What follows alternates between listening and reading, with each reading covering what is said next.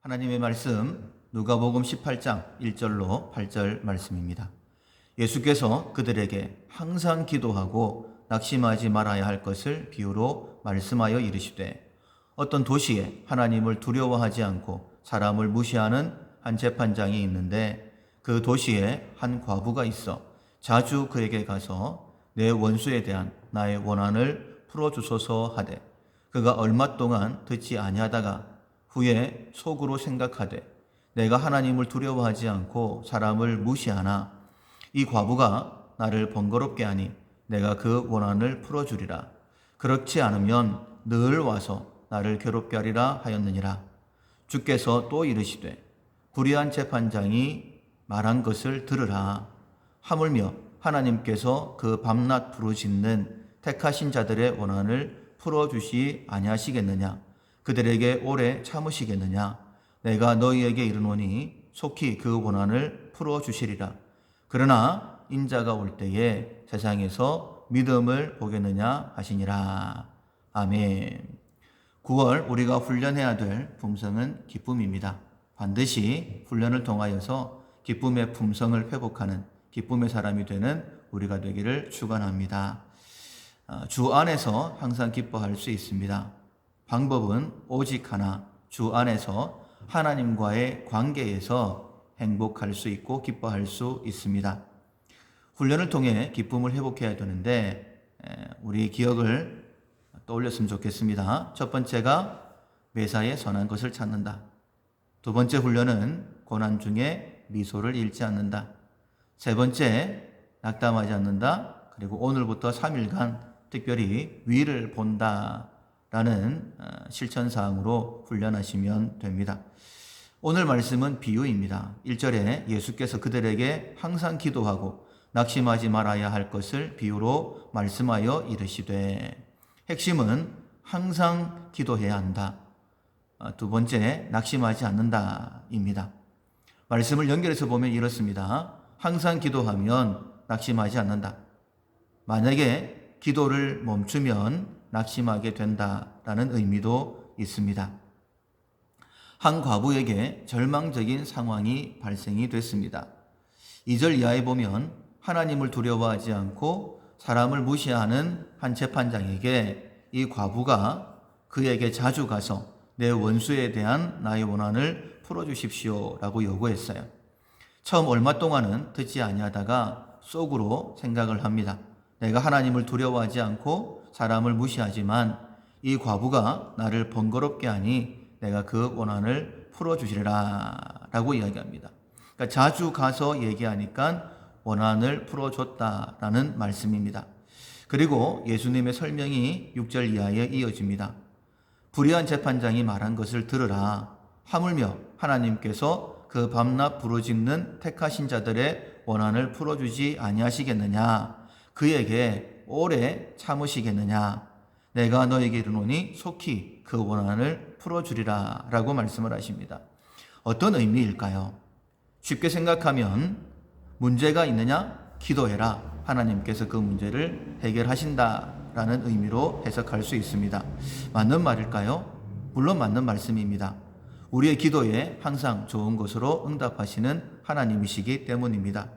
그러나 그냥 단순하게 기도하면 응답하신다라는 의미로 해석하면 안 됩니다. 만약에 그렇게 해석을 하게 되면 큰 문제가 발생이 되죠. 공부할 필요도 없고 노력할 필요도 없습니다. 기도만 하면 되는데 왜 힘들게 공부하겠습니까? 그냥 이것저것 다 되게 해주세요 라고 하나님 앞에 구하면 됩니다. 자, 그렇게 보면 예수 믿는 사람들은 모두 다 잘 되어 있어야 됩니다. 못 사는 사람 없을 것 같고 병든 사람 없어야 되고 그리고 억울한 사람도 없을 것 같습니다. 그러나 막상 우리의 삶의 현실은 어렵습니다. 그리고 약한 부분들도 많고 억울하기도 합니다. 후회로 가득 차 있죠. 그래서 기뻐하고 싶어도 웃을 수가 없습니다. 우울하고 낙심이 됩니다. 소망을 다 잃어버린 사람 같습니다. 기도는 하기만 하면 그대로 다 이루어지는 도깨비 방망이가 아니죠. 분명 응답 안 되는 기도도 있다라고 말씀하셨어요. 하나님의 뜻이 아닌 자기 욕심대로 구하는 기도일 때에 죄를 짓고도 하나님이 깨닫게 하시는데 회개하지 아니할 때에, 그리고 의심하는 기도, 그리고 믿음 없는 기도 응답되지 않습니다. 야고보서 1장 6절에 오직 믿음으로 구하고 조금도 의심하지 말라라고 그렇게 말씀하셨습니다. 그러니까 기도에 있어서 가장 중요한 것은 하나님과의 관계이다라고 말씀하고 있는 거예요. 8절 하반절에도 마찬가지입니다. 인자가 올 때에 세상에서 믿음을 보겠느냐 하시니라. 즉 비유의 핵심은 믿음입니다. 항상 기도하는 것이 이 믿음과 하나님과의 관계와 연관되어져 있다라는 것입니다.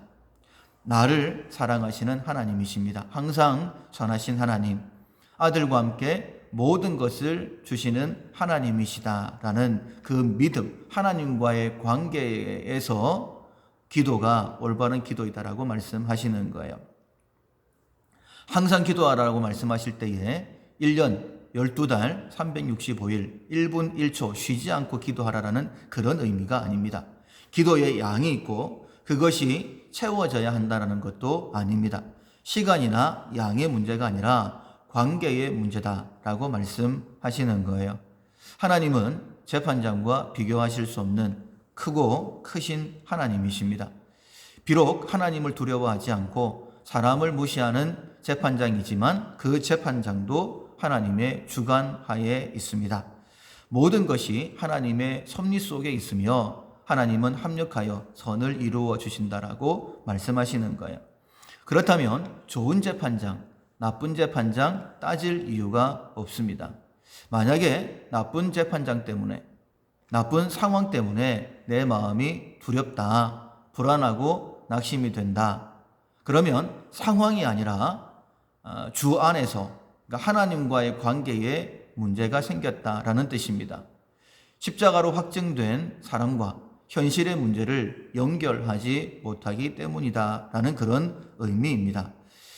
신명기 8장 16절에 네 조상들도 알지 못하던 만나를 광야에서 네게 먹이셨나니 이는 다 너를 낮추시며 너를 시험하사 마침내 네게 복을 주려 하심이oni라. 광야로 인도하신 것과 그리고 만나를 주신 것이 고생해라 라는 그런 의미가 아니었습니다. 낮추시고 시험하사 결국에는 복을 주시려고, 우리가 생각하는 그런 복 정도가 아니라 하나님의 관점에서 가장 좋은 복을 주시려고 하나님께서 이 모든 일을 섭리하고 계신다라는 의미입니다. 혹시 불안하십니까? 눈을 들어야 합니다. 훈련이죠. 위를 본다. 시편 121편 1절 2절에 내가 산을 향하여 눈을 들리라. 나의 도움이 어디서 올까? 나의 도움이 천지를 지으신 여호와에게서로다. 내가 산을 향하여 눈을 들리라. 그러니까 산을 향하여 눈을 든다라는 그런 의미는 하나님을 본다라는 의미입니다. 사랑하는 성도 여러분, 훈련입니다. 훈련을 통하여 기쁨을 회복할 수 있습니다. 매사에 선한 것을 찾는다. 고난 중에 미소를 잃지 않는다. 낙담하지 않는다. 위를 본다. 고개를 드는 것이 아니라 고개를 들고 하나님을 찾고 하나님을 인식하는 것입니다. 위를 볼 때에 낙담하지 않고 미소를 지을 수 있습니다. 그리고 하나님의 선하심을, 하나님이 예비하신 선한 것을 찾을 수 있습니다. 훈련을 통하여서 항상 기뻐할 수 있는 그런 기쁨의 사람이 될 수 있기를 주님의 이름으로 축원합니다. 아멘.